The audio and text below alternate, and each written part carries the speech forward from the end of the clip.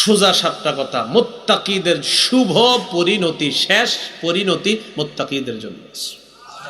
বলেন শেষ পরিণতি, ভালো ফলাফল, আখেরি ভালো ফলাফল, বলেন শেষ ভালো ফলাফল, বলেন মুত্তাকিদের জন্য। তাহলে সর্বশেষ যে চূড়ান্ত শ্রেষ্ঠ ফলাফল কাদের জন্য? সূরা আরাফের 128 নম্বর আয়াত আল্লাহ পাক রব্বুল আলামিন বলেন, ক্বালা মূসা লিকওমিহি ইসতাঈনু বিল্লাহি ওয়াসবিরু। মূসা আলাইহিস সালাতু ওয়াস সালাম তার সম্প্রদায়কে বললেন, ইসতাঈনু বিল্লাহ, তোমরা আল্লাহর কাছে সাহায্য প্রার্থনা করো। কার কাছে? ওয়াসবিরু, ধৈর্য ধারণ করো।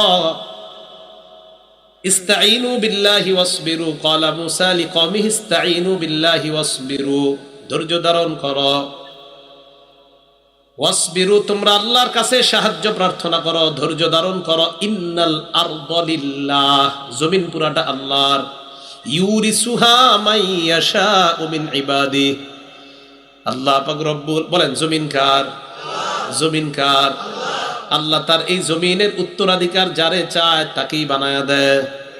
তাহলে জমিনের মূল মালিক আল্লাহ, যারে চায় তারে উত্তরাধিকার বানায়। কিছুদিনের জন্য আপনার দেওয়া হবে, মানে পুরাপুরি না, আপনি কিছুদিন ভোগ করবেন, পরে আপনার ছেলে, পরে আপনার নাতি, এই করতে করতে শেষ, দুনিয়া কিয়ামত হয়ে যাবে। তাহলে কিছুই তো আপনার হইল না। তো মূসা আলাইহিস সালাম তার সম্প্রদায়কে বলে, ইসতাঈনু বিল্লাহ, আল্লাহর কাছে সাহায্য চাও। ওয়াসবিরু, ধৈর্য ধারণ করো। ইন্নাল আরদা লিল্লাহ, জমিন পুরাটা আল্লাহর। যদিও ফেরাউন বাহিনীর বিরুদ্ধে বনি ইসরাঈল পড়ছে, তো যদিও মুফাসসিরিন কেরামের অনেকে লেখে ওই জমিন দ্বারা মিশর উদ্দেশ্য, যে আজকে ফেরাউন তারা যেই সম্পত্তি ভোগ করে খাইতেছে এগুলার মালিক আল্লাহ। আল্লাহ চাইলেই ঘুরাইয়া দিয়া এগুলার ধ্বংস করবে, তোমাদেরকে মালিক বানায় দিবে। সত্যি সত্যি কিছুদিন পরে তাদেরকে আল্লাহ মালিক বানায় দিবে। পরে কি কয় দেখেন, ওয়াল আকিবাতু লিল মুত্তাকিন, যারা তাকওয়া অবলম্বন করে শুভ পরিণতি তাদের জন্য। তাহলে যারা তাকওয়া অবলম্বন করে শুভ পরিণতি তাদের জন্য। মুত্তাকিদের 12 নম্বর ফলাফল, শেষ ফলাফল, যারা তাকওয়া অবলম্বন করে তাদের এই যোগ্যতা অর্জন হয়। আল্লাহ তাদেরকে এই যোগ্যতা দিয়ে দেয়। তারা অতীতের কোনো জাতির ধ্বংসের ঘটনা অথবা ভালো ঘটনা যখন শোনে, এটা থেকে তারা উপদেশ গ্রহণ করে।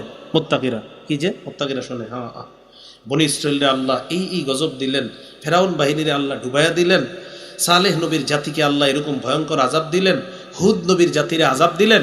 মুত্তাকিরা এগুলা নিয়ে গবেষণা করে যে এই যুগেও এই অপরাধ যদি আমি করি, লূত নবীর সম্প্রদায় এমন করে, শুআয়ব নবীর সম্প্রদায় ওটা করে, এই অপরাধ যদি আমাদের যুগেও আসে, মুত্তাকি যারা তারা চিন্তা করবে না এই অপরাধ যেন আমার দ্বারা না হয়। মুত্তাকিরা অতীতের যত ঘটনা ভালো ঘটনা থেকেও শিক্ষা নেয়। মুত্তাকিরা খারাপ যত ঘটনা বিপদ গজব এইগুলা থেকেও শিক্ষা নেওয়ার গুণ অর্জন করে তারা, যারা তাকওয়া অবলম্বন করে। দলিল সূরা বাকারা 65-66 নম্বর আয়াত আল্লাহ বলেন, ওয়ালাকাদ আলিমতুমুল্লাযীনা আতাদাউ মিনকুম ফিস সাবতি ফাকুলনা লাহুম কুনু কিরাদাতান খাসিইন, অবশ্যই তোমরা জেনেছো তাদের ব্যাপারে যারা তোমাদের মাঝে শনিবারের ব্যাপারে সীমা লঙ্ঘন করেছে। কি কোন ব্যাপারে? শনিবারে। দাউদ নবীর জামানায় এক জাতির আল্লাহ কইছে শনিবারে মাছ ধরো না। এগুলো কি করতো? শনিবারে ধরতো না, বাকি এমন একটা কাহিনী করতো যেন মাছগুলা এসে ওই জায়গায় আটকায়, রবিবারে গিয়া ধরবে। আল্লাহ বলেন, অবশ্যই তোমরা তাদের ব্যাপারে জেনেছো তোমাদের মধ্যে যারা শনিবারের ব্যাপারে সীমা লঙ্ঘন করেছে, করার কারণে আমি আল্লাহ বললাম কুনু কিরাদাতান খাসিইন, তোমরা নিকৃষ্ট বানর হয়ে যাও। তাহলে মুত্তাকিরা চিন্তা করবে যে সীমা লঙ্ঘনের গুনাহের কারণে এক জাতিরে আল্লাহ বানর বানায়া দিছে, শুকর বানায়া দিছে। তারা চিন্তা করবে না এই অপরাধ, সীমা লঙ্ঘন নামক অপরাধ যেন আমার মাঝে না আসে, কারণ সীমা লঙ্ঘনের কারণে এক জাতিরে আল্লাহ বানর বানায়া দিছে। পরে আল্লাহ কি কয় দেখেন, ফাজআলনাহা নাকালাল লিমা বাইনা ইয়াদাইহা ওয়া মা খালফাহা। আল্লাহ বলেন ফাজআলনাহা নাকালাল লিমা বাইনা ইয়াদাইহা, আমি আল্লাহ এই ঘটনা যারা সীমা লঙ্ঘন করেছে শনিবারের ব্যাপারে তাদেরকে বানর বানাইলাম। আমি আল্লাহ এটা নিদর্শন হিসাবে রাখলাম পরবর্তী জাতির জন্য। ওয়া মাউইযাতাল লিল মুত্তাকিন, এই ঘটনা আমি আল্লাহ মুত্তাকিদের জন্য ওয়াজ বানায়া দিলাম। উপদেশ বানায়া দিলাম। মুত্তাকিরা এটা উপদেশ হিসাবে নেবে। কি সর্বনাশ, সীমা লঙ্ঘনের কারণে ওই জাতির আল্লাহ বানর বানিয়েছে, আমি সীমা লঙ্ঘন করব না, আমার পরিবারকেও করতে দিব না। যারা মুত্তাকি হয়ে যাবে তাদের মাঝে এই অনুভূতি জাগ্রত হয়ে যাবে যে সীমা লঙ্ঘনের ফলাফল কখনো ভালো না। তাহলে বলেন, সীমা লঙ্ঘনের কারণে বিভিন্ন জাতিরে আল্লাহ ডুবায়া মারছে, কোন জাতিরে আল্লাহ পাথর বৃষ্টি দিয়ে মারছে। সূরা আনকাবুতের 40-41 নম্বর আয়াতে আল্লাহ বলেন, ফাকুল্লান আখাযনা বিযামবি ফামিনহুম মান আরসালনা আলাইহি হাসিবা। আমি আল্লাহ কাউকে পাথর বৃষ্টি দিয়ে শেষ করলাম, ওয়ামিনহুম মান আখাযাতহু সাইহা, কাউকে ভয়ঙ্কর চিৎকার এসে ধ্বংস করে দিছে। ওয়ামিনহুম মান আরসালনা আলাইহি হাসিবা ওয়ামিনহুম মান খাসাফনা বিহিল আরদ, কাউকে আমি আল্লাহ জমিনের নিচে দাবিয়ে ধ্বংস করে দিছি। কারণ ওয়ামিনহুম মান আগরাকনা, আমি একদলকে পানির নিচে ডুবাইয়া ধ্বংস করে দিছি। এই বিভিন্ন জাতির ধ্বংসের ঘটনাগুলা মুত্তাকিদের জন্য ওয়াজ, মুত্তাকিদের জন্য ওয়াজ, যে এই গজবের কাজ করলে এই গজব আসে। সূরা আরাফের 96 নম্বর আয়াতের বর্ণনা, আল্লাহ বলেন, ওয়ালাউ আন্না আহলাল কুরা আমানু ওয়াত্তাকাউ লাফাতাহনা আলাইহিম বারাকাতিম মিনাস সামাই ওয়াল আরদ। আল্লাহ বলেন, ওয়ালাউ আন্না আহলাল কুরা আমানু, গ্রামবাসী যদি ঈমান আনতো, ওয়াত্তাকাউ তাকওয়া অবলম্বন করতো, লাফাতাহনা আলাইহিম বারাকাতিম মিনাস সামাই ওয়াল আরদ, আমি আল্লাহ আসমান আর জমিনের সমস্ত বরকতের দরজা তাদের জন্য খুলে দিতাম। তাকওয়া অবলম্বন করলে আসমান জমিনের বরকতের সব দরজা খুলে দিবেন কে? আল্লাহ। 6 নাম্বার, যারা তাকওয়া অবলম্বন করে তাদেরকে আল্লাহ বেহিসাব ব্যাপক অনেক বড় পুরস্কার আল্লাহ তাদেরকে দান করবেন।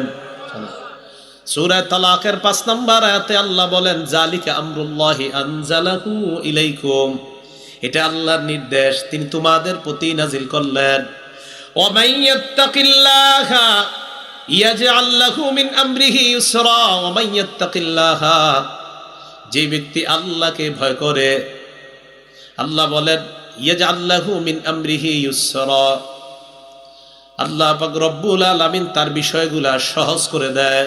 ইউকাফির আনহু সাইয়্যাতিহি, আল্লাহ তার গুনাহগুলা মাফ করে দেয়। ওয়া ইউযিম লাহু আজরা, আল্লাহ তার জন্য বিরাট প্রতিদান দান করে দেয়। 7 নাম্বার, যারা তাকওয়া অবলম্বন করে গায়েব থেকে তাদের রিজিকের ফয়সালা হয়ে যায়। এই জোরে বলেন, যারা তাকওয়া অবলম্বন করে কোত্থেকে ফয়সালা হয়? আরো জোরে, কোত্থেকে? সূরা তালাকের 2 নাম্বার এবং 3 নাম্বার আয়াত আল্লাহ বলেন, ওয়া মাইয়াত্তাকিল্লাহা ইয়াজআল লাহু মাখরাজা, যেই ব্যক্তি আল্লাহকে ভয় করে আল্লাহ তাকে সমস্ত বিপদ আপদ থেকে উত্তরণের ব্যবস্থা করে দেয়। ওয়া ইয়ারযুকুহু মিন হাইসু লা ইয়াহতাসিব, বিশ্বাস করেন আল্লাহ বলেন তাকে আল্লাহ রিজিক এমন জায়গা থেকে দেয় সে কল্পনাও করতে পারবে না। কোত্থেকে? এমন জায়গা থেকে দেয় সে কল্পনাও করতে পারবে না। কারণ গায়েব থেকে আল্লাহ রিজিকের ব্যবস্থা করে দিবেন, আপনি কল্পনাও করতে পারেন না। আপনি তাকওয়া যদি অবলম্বন করেন, করব তো ইনশাআল্লাহ। 8 নাম্বার, যারা মুত্তাকি তাকওয়া অবলম্বন করে তাদেরকে আল্লাহ স্পেশাল নূর দান করে, ওই নূরের সাহায্যে তারা দুনিয়াতে চলে। সুবহানাল্লাহ। তাকওয়া অবলম্বন করেন, নূরের সাহায্যে চলবেন। এই নূর আপনারে গুনাহ করতে দিবে না, এই নূর আপনাকে গুনাহ করতে দিবে না। এই নূরের সাহায্যে যখন চলবেন, এই নূর আপনাকে টেলিভিশনের দিকে তাকাইতে দিবে না। আল্লাহ মুত্তাকি যখন তাকওয়া যখন অর্জন করবেন, একটু কষ্ট হবে, শয়তান বারবার বলবে ভিন নারীর প্রতি তাকাও, না তাকাবো না, আবার বলবে তাকাও, না তাকাবো না। এইভাবে আপনি মুত্তাকি হয়ে যান, আল্লাহ আপনাকে পুরা একদম জীবনটাই নূর আর নূর ধারা ভরপুর করে দিবেন। সূরা হাদীদের 28 নম্বর আয়াত আল্লাহ বলেন, ইয়া আইয়ুহাল্লাযীনা আমানুত্তাকুল্লাহ ওয়া আমিনু বিরাসূলিহি ইউতিকুম কিফলাইনি মির রাহমাতিহি।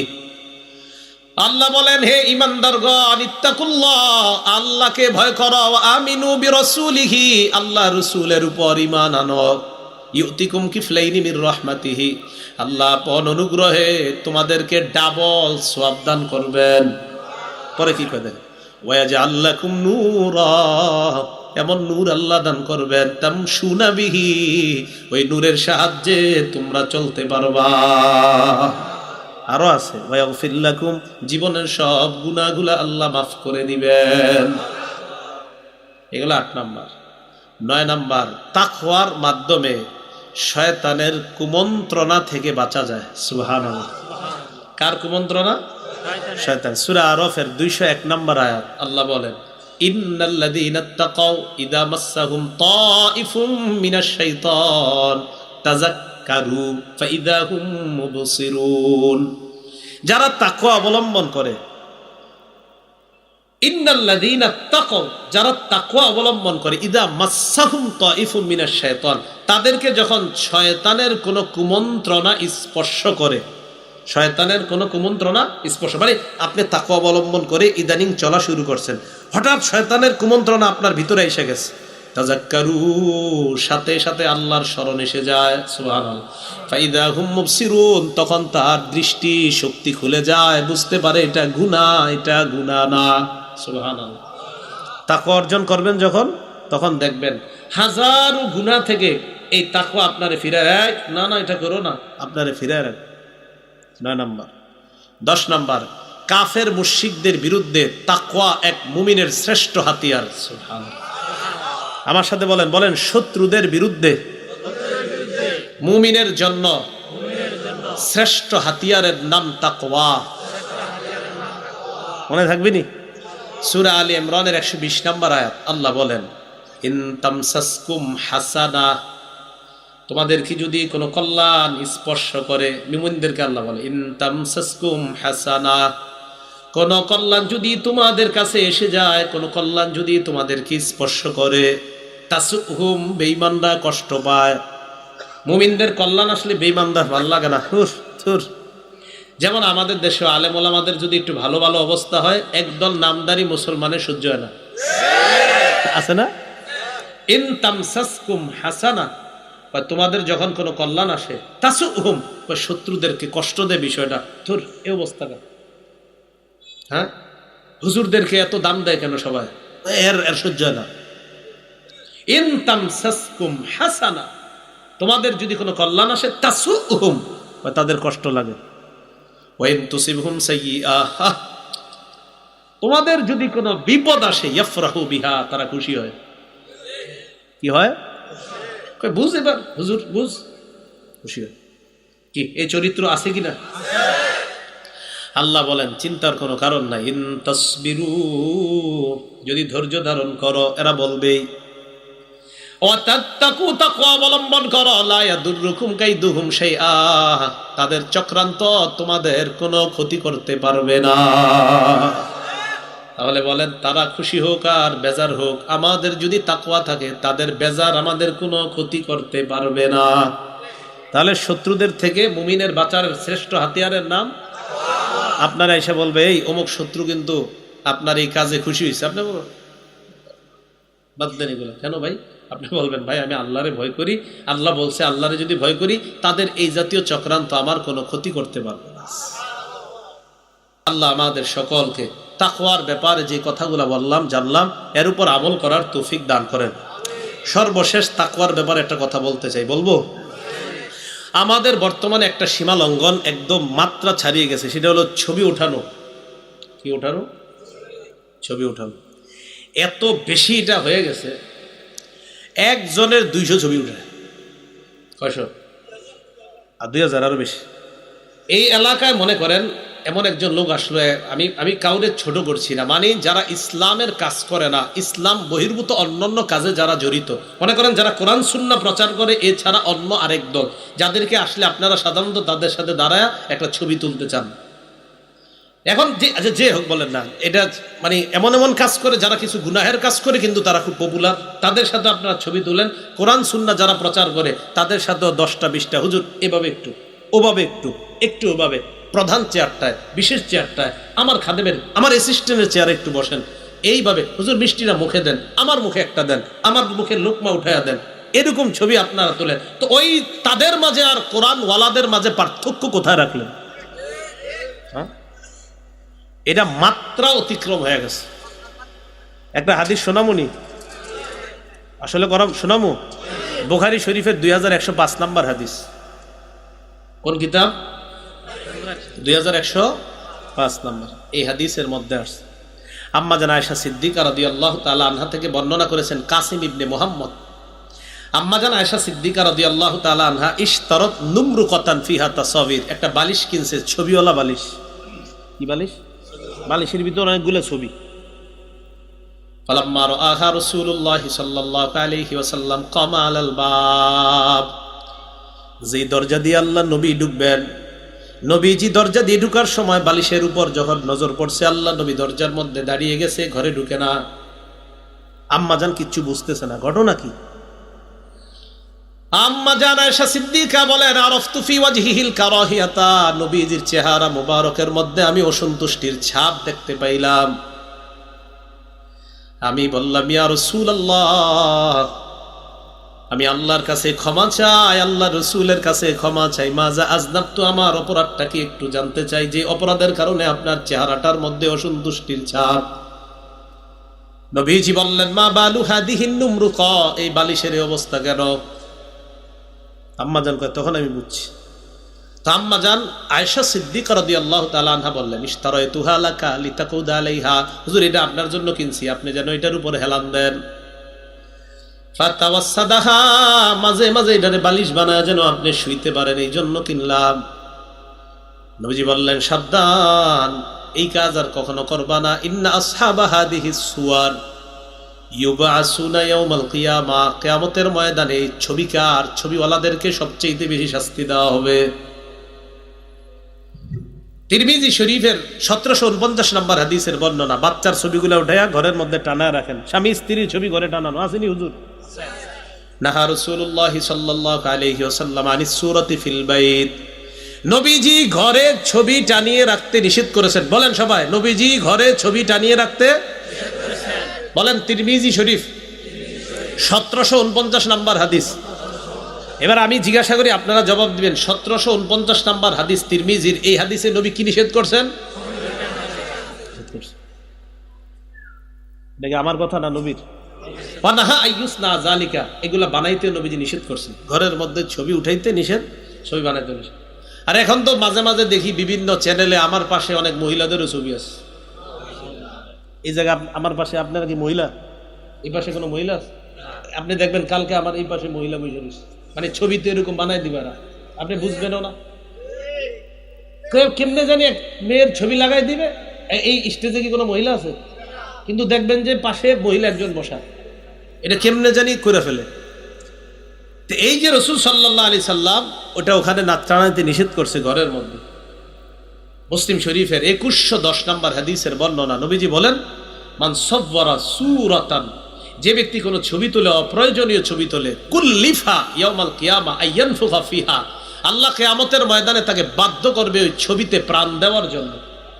আইয়ানফুখা ফিহা রূহ ওয়ালাইসা বিনাফিকিন, সে প্রাণ দিতে পারবে না। সহিহ বুখারী 2225 নম্বর হাদিসের বর্ণনা, নবীজি বলেন, মান সাওয়ারা সূরাতান, যে ব্যক্তি অপ্রয়োজনীয় আন্দাজি ছবি তোলে, ফাইন্নাল্লাহা মুআযযিবুহু হাত্তা ইয়ানফুখা ফিহা রূহা, আল্লাহ তাকে ততক্ষণ শাস্তি দিতে থাকবে যতক্ষণ ওইটাতে সে প্রাণ না দিবে। ওয়ালাইসা বিনাফিকিন, সে তো প্রাণ দিতে পারবে না। তো যে বিষয়টা বুঝাইতে চাইলাম, ছবিগুলা প্রয়োজনীয়তার মাত্রা ছাড়িয়ে যাচ্ছে, প্রয়োজনীয়তার মাত্রা। বাচ্চাদের এত ছবি আপনারা তোলেন, বাচ্চাদের ছবি তুলেন না বেশি। এটার উপরে কে নজর লাগাই দিবে, বাচ্চা দেবেন কাঠি হয়ে যাবে, একদম চিকন হয়ে। এত ছবি তুলেন না বাচ্চাদের। আল্লাহ আমাদেরকে বোঝার তৌফিক দান করেন। তাহলে এই বাড়াবাড়ি, আরেকটা বাড়াবাড়ি আছে, সেটা হলো যে একটা মাহফিল করলাম না, এই ইউটিউবাররা কি করবে, পিছে পিছে আবার দৌড়ে যাবে, আরেকটা আবার আরেকটা যাবে, এটা বাড়াবাড়ি। এখন আমার পরে কি আরো আলোচনা আছে কিনা, আরো ওয়াইজরা আলোচনা করবে কিনা? তো ওনারা কি ওই আপনার ক খ পড়বে না কোরআন হাদিসের কথা বলবে? তো এখন এইগুলাও বাড়াবাড়ি, এগুলা বাড়াবাড়ি। যেখানে আসছেন সুন্দরভাবে একটা মাহফিলে, আরেক আলোচকের কোন কথাটা মানুষের হেদায়েত হয়ে যাবে তো আপনার জানা নাই। এই জন্য আলোচক বেশি, যারা এলাকা ভিত্তিক, এই এলাকারও যদি কোনো আলোচক আলোচনা করে থাকে, তার আলোচনাও অন্যদেরকে শোনানো দরকার। এই এলাকার মানুষগুলা জানা দরকার যে আমাদের এলাকা কোরআন সুন্নাহ বলার মতো লোক আছে, এত দূর থেকে কেন লোক আনবো? আল্লাহ আমাদেরকে বোঝার তৌফিক দান করেন। সীমা লঙ্ঘন কোনো ক্ষেত্রে কাম্য না। আল্লাহ আমাদের সকলকে, যে কথাগুলা বললাম, আজকে মূল আলোচনা কি হয়েছে? আল্লাহ এই সকলকে তাকওয়া অর্জন করে একসাথে আবার জান্নাতের জন্য দেখা হয় আমাদের, আল্লাহ তৌফিক দান করে। আসসালামু আলাইকুম ওয়া রাহমাতুল্লাহ।